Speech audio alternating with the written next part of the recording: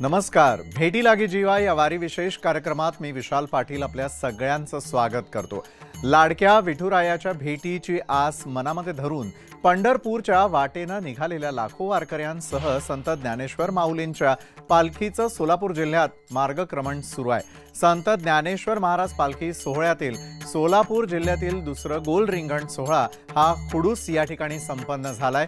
प्रारंभी पताकाधारी विणेकरी गोल रिंगणी धावले, तर त्यानंतर मानाच्या अश्वांनी रिंगणाच्या 2 फेऱ्या पूर्ण करत माऊलींच्या पादुकांचं दर्शन घेतलंय.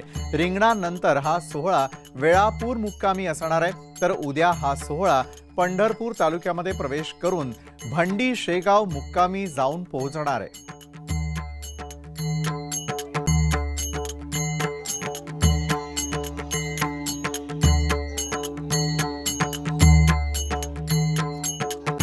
खुडूस फाटा या ठिकाणची ड्रोनच्या माध्यमातून टिपलेली दृश्य आपण न्यूज 18 लोकमतच्या वारी विशेष भेटी लागी जीवा या कार्यक्रमाच्या माध्यमातून यावेळेला पाहतोय. दरवर्षाप्रमाणे यंदा देखील रिंगण सोहळा डोळ्याचं पारणं फेडणारा अशाच स्वरूपाचा होता.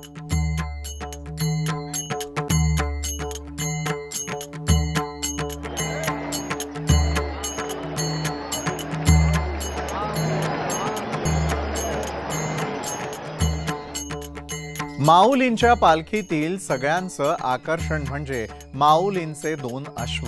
हे अश्व अंकलीच्या शितोळे सरकार यांचे आहेत. सोहळ्यावेळी एका अश्वावरती आरूढ झालेला मानकरीही ठरलेला असतो. या अश्वांची काळजी घेणाऱ्यांचं अश्वाशी विशेष नातं असतं. जाणून घेऊयात त्या नात्याबद्दलच.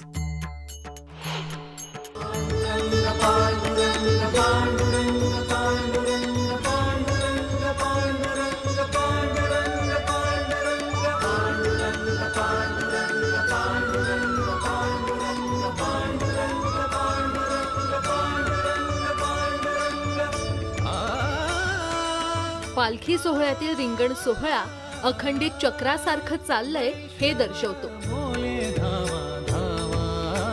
आणि यात वेगाचं प्रतीक म्हणजे दौड घेणारा माऊलींचा अश्व.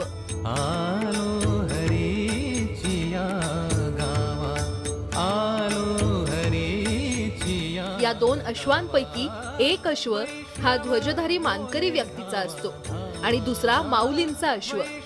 यावर कुणीही आरूढ होत नाही. याला मान न मारलेला अश्व, या अश्वावर साक्षात माऊली आरूढ असतात अशी वारकऱ्यांची भावना आहे.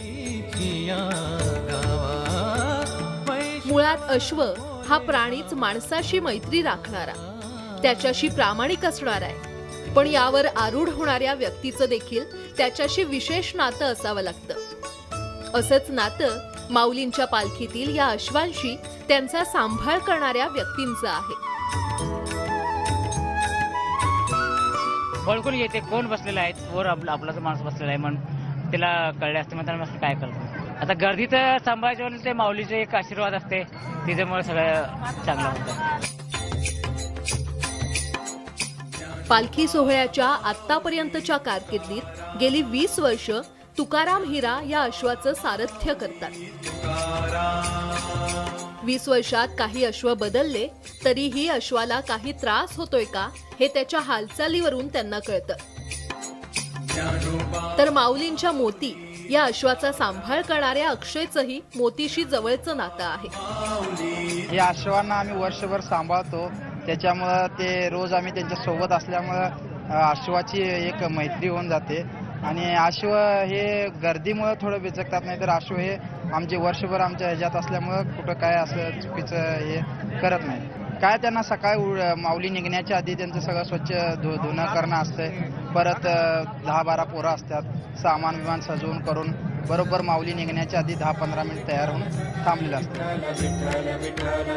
देवरूपी या अश्वाचं दर्शन घेण्यासाठी त्यांनी धाव घेतल्यानंतर त्यांच्या टापाखालची माती डोक्याला लावण्यासाठी अनेक हात पुढे येतात. वेगाचं प्रतीक असणारे माऊलींचे हे 2 अश्व ज्यावेळी रिंगणात धाव घेतात तेव्हा माऊलींच्या नावाचा जयघोष होतो. पण अश्वांच्या पालखी प्रवासातील वेगाचं सातत्य राखण्यासाठी माऊली देखील मनुष्य रूपात त्यांची काळजी घेतात यात शंका नाही। व्हिडिओ जर्नलिस्ट गणेश काळेसह विशाल परदेशी, न्यूज 18 लोकमत, माळशिरस।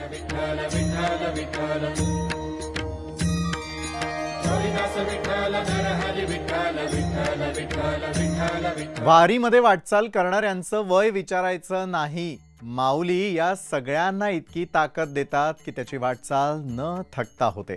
आणि अशाच सगळ्या 70 पुढील पण तरुण असणाऱ्या वारकऱ्यांशी संवाद साधलेला आहे आमचे प्रतिनिधी विशाल परदेशी यांनी। आहे दिसतोय गाड्या, दिसतोय हा माऊली, तुमच्या चष्म्यात मी दिसतोय, गॉगल मध्ये माऊलीचा चष्मा, गॉगल एकदम जोरदार आहे, एकदम मस्त दिसतोय। रामकृष्ण हरी, माऊलीची कृपा, माऊलीची कृपा आहे, माऊलीच्या कृपेमुळे सौंदर्य कसं खुललंय। बरं मी काय इथं आलेलो आहे मंडळी, हा जेवढा समूह आपण बघतोय ना, साधारण जर आपण पाहिलं तर हा 70 पुढचा गट आहे। म्हणजे दिंडी कुठली? वास्कर महाराजांची दिंडी आहे, पंढरपूर वास्कर महाराज। बरं हे काका, हे जे काका आपण बघतोय यांना मराठी कळत नाही, त्यांना कन्नड कळतं। आता अर्थात आपण कन्नड तर काही बोलू शकत नाही कारण आपल्याला ती भाषा येत नाही, पण साधारण काकांच्या वयाचा अंदाज जो आहे तो 90च्या पुढचा लावला जातोय। 100 ते गाठतील किंवा ते गाठणार यात कोणत्याही प्रकारची शंका नाही, कारण माऊलीची कृपा आहे। माऊली कुठनं? कोकणात आले का? कोकण कुडा। पाऊस पाणी? हो, पाऊस आता चालू झालाय ना। हो। अजून कोण आहे? कुठलं मावशी? उस्मानाबाद जिल्हा, उस्मानाबाद का? हो। साधारण तुम्ही जर पाहिलं तर एकदम 70च्या पुढचा गट आहे, काय असं चालणं होतंय, थकवा नाही जाणवत काय? नाही का थकवा जाणवतच नाही, माऊली दिसते ना, माऊलीची कृपा आहे। काका जरा पुढे या बरं। काका मला एक सांगा, या सगळ्या प्रवासामध्ये एकदम टापटीप दाढी आणि कोरीव मिशा कसं जमतो? आवड आणि माऊलींचा आशीर्वाद आहे। माऊलींच्या आशीर्वादामुळे मला यावर्षी दिंडीत मला भाग्य लाभलं आणि अतिशय आनंद। माऊलींचा आशीर्वाद सर्वांना लागला आणि अलीकडे 2 दिवसापूर्वी पाऊस चालू झाला। हा माऊलींचा आशीर्वाद खऱ्या अर्थानं संपूर्ण मानव जातीवर असलाय। मिशनवर कसा हात मारते जरा मारून दाखवू की आम्हाला?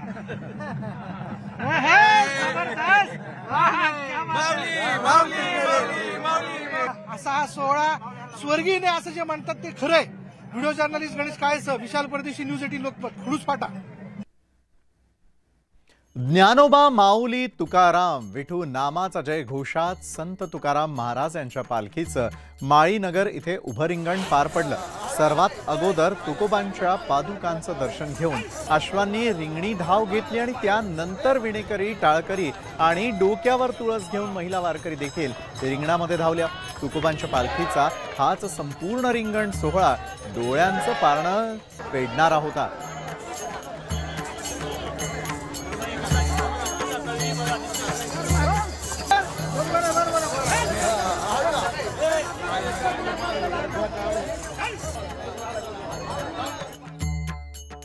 सध्या पंढरपूरमध्ये वारकऱ्यांचा सोहळा पाहायला मिळतोय। आषाढी वारीसाठी लाखो भाविक पंढरपूरमध्ये दाखल झालेले आहेत। भाविकांना चंद्रभागेच्या मुबलक पाण्यामध्ये आपले पवित्र स्नान करता यावं यासाठी उजनी धरणातून नदीत पाणी सोडलं गेलेलं आहे। हे पाणी चंद्रभागेत पोहोचलंय आणि त्यामुळे नदी आता दुथडी भरून वाहू लागलेली आहे। अनेक दिवसांनंतर चंद्रभागा दुथडी भरून वाहू लागल्यानं भाविकांनी स्नानासाठी एकच गर्दी केली होती।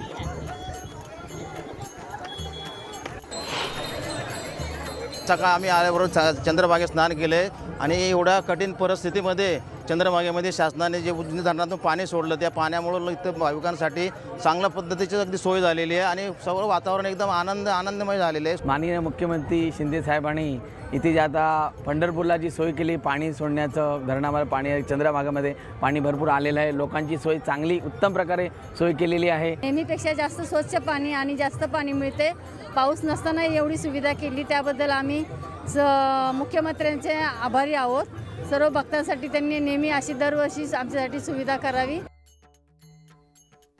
चंद्रभागेच्या पहिल्या तीरावर वारकऱ्यांना राहण्यासाठी सोय करण्यात आलेली आहे। नगर परिषदेच्या वतीनं 65 एकरावरती वारकऱ्यांची सोय करण्यात आली आहे। या 65 एकरावर वारकऱ्यांसाठी राहण्याची तसंच स्वच्छतागृह, आरोग्य व्यवस्थेची देखील सोय प्रशासनातर्फे केली गेली आहे। दरम्यान या संदर्भातला आढावा घेतला आमचे प्रतिनिधी वीरेंद्र सिंग उत्पात यांनी। 3.5 लाख वारकरी वास्तव्य करू शकतील असे 65 एकर हे प्रशासनाने सज्ज केलेलं आहे आणि आषाढी वारीमध्ये कोणत्याही प्रकारची समस्या निर्माण होऊ नये यासाठी हा प्रोजेक्ट सरकारने केलेला आहे। चंद्रभागेच्या पहिल्या तीरावर वारकरी भक्तांना राहण्यासाठी पंढरपूर नगर परिषदेकडून हे 65 एकर निर्मिती करण्यात आली होती। वारकऱ्यांसाठी 450 प्लॉट्स उपलब्ध करून देण्यात आलेले होते। तिथे स्वतंत्र स्नानगृह, आरोग्य व्यवस्था, पिण्याचे पाणी या सुविधा पुरवण्यात आलेल्या आहे। संतांचे पालखीचे स्वागत सोलापूर जिल्ह्यात होत असतानाच दुसरीकडे मात्र वारकऱ्यांसाठी नगरपालिका सज्ज झालेली आहे। 65 एकर परिसरात 3.5 लाख भाविक वास्तव्य करू शकतील इतकी क्षमता आहे आणि आपत्कालीन मदत केंद्र देखील या ठिकाणी स्थापन केलेलं आहे। विशेष म्हणजे प्रशासनाने केलेल्या तयारीबद्दल भाविकांकडूनही समाधान व्यक्त होत आहे। येणारी वारी विक्रमी होणार आहे, लाखोची संख्येने वारकरी दाखल होणार आहेत आणि त्याच्यासाठी ही व्यवस्था आवश्यक असल्या कारणाने नगर प्रशासन पूर्णपणे सज्ज झालेलं आहे। पंढरपूरहून वीरेंद्र सिंह उत्पात, न्यूज 18 लोकमत। तर आषाढीसाठी लाखो भाविक सावळ्या विठुरायाला भेटण्यासाठी पंढरपुरामध्ये येत असतात। दरम्यान वारकऱ्यांच्या सेवेसाठी एसटी प्रशासन देखील सज्ज झालंय। आषाढी वारीसाठी एसटी प्रशासनाकडून 5000 बसेस सोडण्यात आलेल्या आहेत आणि यासाठी पंढरपुरात 4 बस स्थानकं उभी केली गेलेली आहेत। दरम्यान या संदर्भातला आढावा घेतलाय आमचे प्रतिनिधी वीरेंद्र सिंह उत्पात यांनी। तर वारकरी अवघ्या महाराष्ट्रभराच्या कानाकोपऱ्यातून पंढरपूरकडे रवाना होत असतात आणि त्यानंतर पंढरीला आषाढी वारी झाल्यानंतर पुन्हा एकदा आपापल्या गावी परतत असतात आणि त्यासाठीच खास बस स्थानकांची सोय एसटी महामंडळातर्फे पंढरपुरात केली गेली आहे।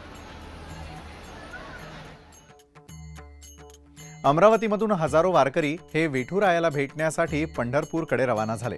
अमरावती ते पंढरपूर या स्पेशल ट्रेनमधून वारकरी पंढरपूरला जाणार आहेत आणि यावेळी अमरावती रेल्वे स्टेशनवर भक्तिमय वातावरण देखील झालेलं होतं। अमरावतीच्या खासदार नवनीत राणा यांच्यासह भाजप पदाधिकाऱ्यांकडून वारकऱ्यांचं स्वागत केलं गेलं।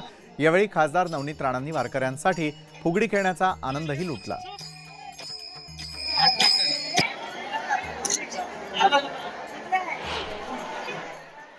नया अमरावतीमध्ये पोहोचण्यासाठी खूप सारे पैसे त्यांना लागत होते आणि त्याच्यासोबत त्रास खूप होत होता।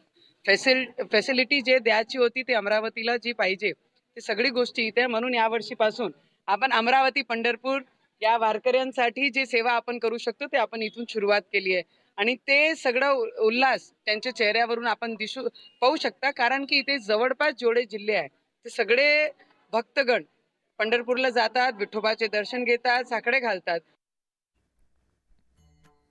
तर भेटी लागी जीवा या आमच्या वारी विशेष कार्यक्रमामध्ये आम्ही भाविकांसाठी प्रश्न मंजुषा घेऊन आलेलो आहोत। दररोज आमच्या या कार्यक्रमात भाविकांना प्रश्न विचारले जाणार आहेत आणि विचारलेल्या प्रश्नाचं योग्य उत्तर दिल्यास वारकऱ्यांना पंढरपूरचा प्रसाद आणि एक विशेष भेटवस्तू दिली जाणार आहे। तर आमचा आजचा प्रश्न काय आहे त्यावर एक नजर टाकूयात।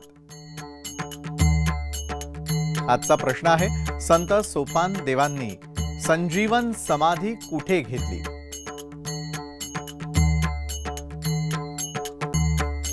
तुमचं उत्तर पाठवा 9404433733 या क्रमांकावर। सोबत तुमचं पूर्ण नाव आणि पत्ता लिहायला मात्र विसरू नका।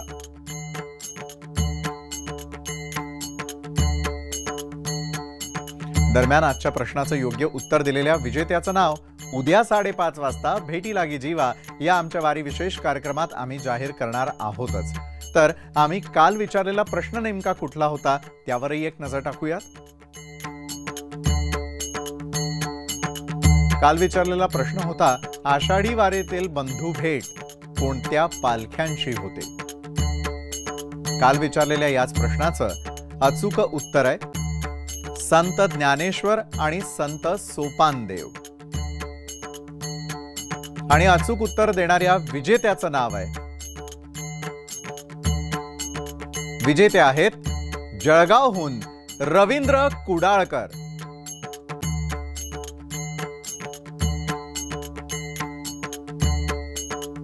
तर विजेत्यांचं अभिनंदन।